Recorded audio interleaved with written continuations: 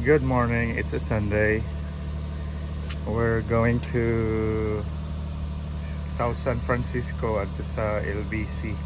Magpadami og duha ka boxes of books for to the Philippines. This is our way of giving back to the community. She started it a year ago. So we've been sending books to the Philippines for the kids to read. 2 years na din. Oh, 2 years na di ay. Thank you, Nana. Okay, you're welcome. Hinaton tatagan may igong kusog sa Ginoo para mag-unload. Naog na gid namo. Kusgan man po dahil gamay na yung mga bisdak eh.